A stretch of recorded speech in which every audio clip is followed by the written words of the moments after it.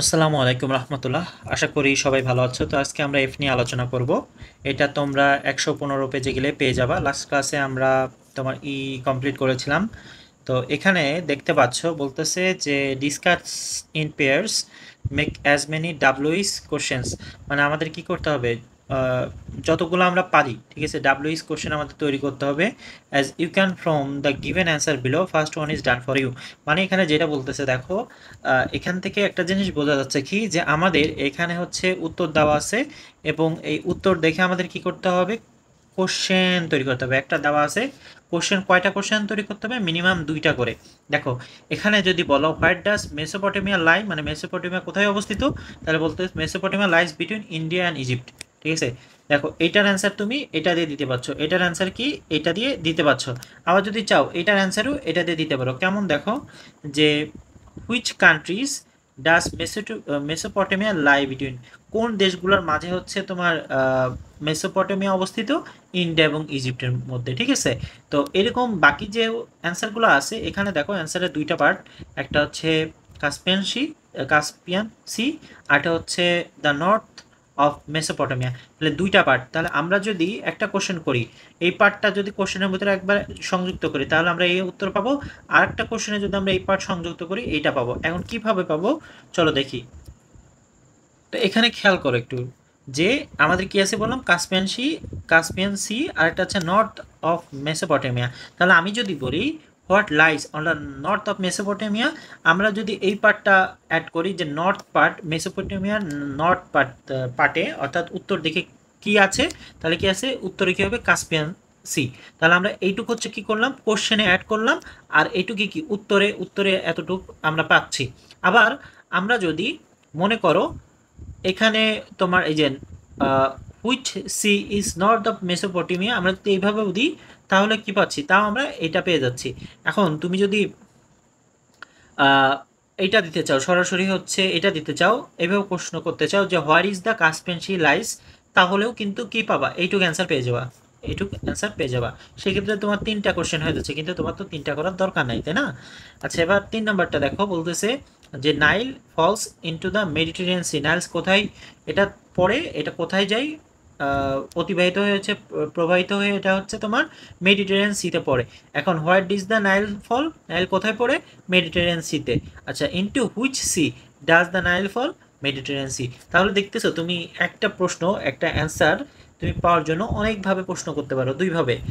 এবার 4 নম্বর বলতেছে the river ENG lines to the east of the India, ইন্ডিয়ার হচ্ছে কি ইস্ট সাইডে অবস্থিত, মানে পূর্ব দিকে অবস্থিত। এখন এই ইয়ানজি যে রিভারটা আছে এটা কিন্তু একটা রিভারের নাম, ঠিক আছে, ইয়াংজি। এবার বলতেছে where does the river Yangtze lies, Yangtze রিভারটা কোন দিকে, তাহলে তুমি কি বলতে পারবা, ইস্ট অফ দ্য ইন্ডিয়া। আর যদি বলো the river Yangtze lies to the east of the which which country, কোন দেশে আছে এটা, তাহলে কি এটা ইন্ডিয়াতে। তাহলে এখানে তুমি প্রশ্ন করলে এই পার্টটার অ্যান্সার, মানে সাধারণত প্রশ্ন করা হয় কোনো কিছু জানার জন্য, তাই না? তাহলে এইটা যদি তোমার অ্যান্সার হয় তাহলে তুমি এই এতটুকু জানার জন্য একটা কোশ্চেন করতে পারো, ইস্ট অফ ইন্ডিয়া এতটুকু জানার জন্য একটা কোশ্চেন করতে পারো, শুধু ইন্ডিয়া ইন্ডিয়া এইটুক জানার জন্য একটা প্রশ্ন করতে পারো, ইস্ট সাইড এইটুক জানার জন্য একটা প্রশ্ন করতে পারো। তো তুমি চাইলে অনেক রকম প্রশ্ন করা যায়, ঠিক আছে।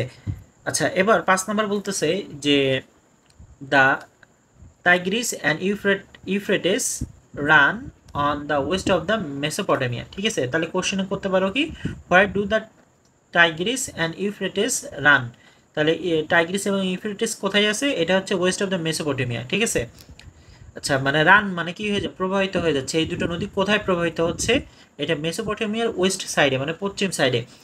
On which side Mesopotamia do the Tigris and Euphrates run, ওই যে যেটা আর কি, একই প্রশ্ন কিন্তু ঘুরে ফিরে করতেছে এই আর কি। তো মোটামুটি তো আমরা এই পার্টটা ক্লিয়ার, তাই না? এবার আমাদের এই লেসনের লাস্ট যে পার্টটা সেটা হচ্ছে জি। এখানে আমাদের বলতেছে দেখো রাইট আ প্যারাগ্রাফ, আমাদেরকে একটা প্যারাগ্রাফ লিখতে হবে। কিসের উপরে, হিস্টোরি অফ দ্য হুইল, মানে চাকার যে হচ্ছে তোমার ইতিহাস, এটার উপর আমাদের একটা প্যারাগ্রাফ লিখতে হবে। এবং আমরা চাইলে কি, আমরা ওই যে ডায়লগ ইন সেকশন বি, আমরা যে উপরে ডায়লগটি পড়েছি সেখান থেকে আমরা চাইলে কি করতে পারি, হচ্ছে তোমার কিস নিতে পারি, অর্থাৎ আমাদের যদি কোনো সাহায্য দরকার হয়। এখানে আমরা দেখতেছি কি the wheel was first made in Mesopotamia around around 3500 BC, মানে প্রায় হচ্ছে খ্রিস্টপূর্ব 3500 সালের দিকে হচ্ছে কি হয়েছে, মেসোপটেমিয়া হচ্ছে কি করে, তারা প্রথম চাকা তৈরি করে। The first the first wheel were solid and heavy. প্রথম হুইলগুলো কি ছিল, অনেক সলিড ছিল এবং হেভি ছিল, ঠিক আছে, অনেক মানে ভার ছিল এটা। People used them for pottery and later for moving goods. তাহলে এটা মানুষ কি করতো, এটা মানুষ হচ্ছে এটা দেওয়ার দরকার নেই, হ্যাঁ, এটা একটু কঠিন হয়ে যাবে তোমাদের জন্য। পিপুল ইউজ দেম ফর, এতটুকু কাটা দিয়ে দাও, ফর মুভিং গুডস, মানুষ সেগুলো কি সাধারণত গুডস মানে কোনো জিনিসপত্র, তাহলে মানুষজন, সাধারণ মানুষ সেই জিনিসগুলো কি চলাচল করার জন্য, সেগুলোকে মুভ করানোর জন্য, এক জায়গা থেকে আরেক জায়গায় নেওয়ার জন্য ব্যবহার করতো। পরবর্তীতে বলতেছে the Egyptians made spoked wheel around 2000 BC. তাহলে ইজিপশিয়ান মিশরীয়রা কি করলো, এরা হচ্ছে 2000 সালের দিকে খ্রিস্টপূর্বে তারা হচ্ছে স্পোকড দিয়ে হুইল তৈরি করলো, এবং দেশ ওয়ার লাইটার অ্যান্ড ফাস্টার, এবং এগুলো ছিল কি লাইটার ছিল, মানে খুবই পাতলা ছিল এবং ফাস্টার দ্রুত ছিল এগুলো, এবং they used them on chariots, এবং সেগুলো তারা কি রথে ব্যবহার করলো, ওয়ারের জন্য এবং হান্টিং শিকার করার জন্য, যুদ্ধ এবং শিকার করার জন্য সেগুলো ব্যবহার করলো। আচ্ছা, মানে আমরা উপরে যতটুকু শিখেছি সেটাই একটা সামারি করে এখানে হচ্ছে কি আমরা একটা প্যারাগ্রাফ এখানে দেখতেছি। দ্য ইন্দাস ভ্যালি, ঠিক আছে, people used wheel by 3000 BC, by 500 BC they built spoked wheel chariots। তাহলে হচ্ছে কি করতো, ইন্দাস ভ্যালিতে মানুষ হচ্ছে 3000 খ্রিস্টপূর্বে এটা হচ্ছে ব্যবহার করত, এবং 1500 খ্রিস্টপূর্বের দিকে তারা কি করছিল, স্পোক হুইল চ্যারিয়টস, মানে স্পোক দিয়ে হুইল তৈরি করছে, এবং সেই হুইলতে কি করছে, রথ তৈরি করছে, ফর ব্যাটেল, যুদ্ধের জন্য, এবং রেসের বিভিন্ন রেসের জন্য, মানে প্রতিযোগিতার জন্য। The Greek learn wheel making from the Egyptians around, কি বলতেছে, অ্যারাউন্ড 1500 বিসি, মানে হচ্ছে 1500 খ্রিস্টপূর্বে তোমার হচ্ছে কি করছে, গ্রিকরা আবার হচ্ছে তোমার ইজিপশিয়ান মিশরীয়দের কাছ থেকে হচ্ছে তোমার চাকা তৈরি করা শিখছে, অ্যান্ড ইমপ্রুভ দ্য ডিজাইন, এবং তারা কি করছে, এই ডিজাইনটা আবার ইমপ্রুভ করছে, উন্নতি করছে। লেটার রোমানরা কি করছে দেখো, also made many wheel carts, এবং এই হুইল কার্ট মানে হচ্ছে তোমার ওই রথ, মানে যানবাহন আর কি। পরে কি করছে রোমানরা, তোমার বিভিন্ন ধরনের এই চাকা দিয়ে তারা কার্স তৈরি করছে, অর্থাৎ হচ্ছে মালবাহী গাড়ি তৈরি করছে, অ্যান্ড ভেহিকলস তৈরি করছে ফর ট্রান্সপোর্ট, মানে যাতায়াতের জন্য কি করছে, ভেহিকলস মানে হচ্ছে গাড়ি ঘোড়া তৈরি করছে আর কি, গাড়ি ঘোড়া চালিত হচ্ছে তোমার, ঘোড়া দিয়ে যে তোমার দেখবা ঘোড়া বা গরু দিয়ে হচ্ছে তোমার যে ধরনের ভেহিকলস বা যানবাহন হয় না, ওই ওই ওই টাইপের যানবাহনগুলো আর কি, অ্যান্ড ওয়ারের জন্য।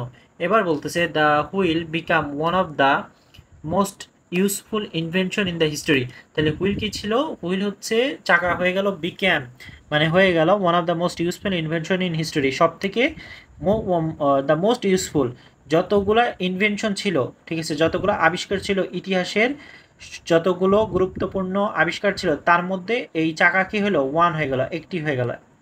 And it helped people in farming, এবং এটা মানুষদের কি করলো, ফার্মিং চাষাবাদ করতে, ট্রাভেল ভ্রমণ করতে, ট্রেড করা মানে বিনিময় করতে, বিভিন্ন কাজে কি করলো, সাহায্য করলো।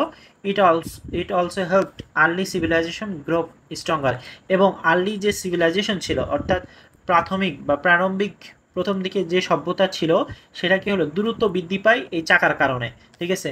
মনে করো আগে একটা পণ্য পৌঁছাইতে, মনে করো চাকা না থাকলে সেটা পৌঁছাইতে 10 দিন লাগতো বা 20 দিন লাগতো, মনে করো 2 মাস লাগতো সর্বোচ্চ, ঠিক আছে।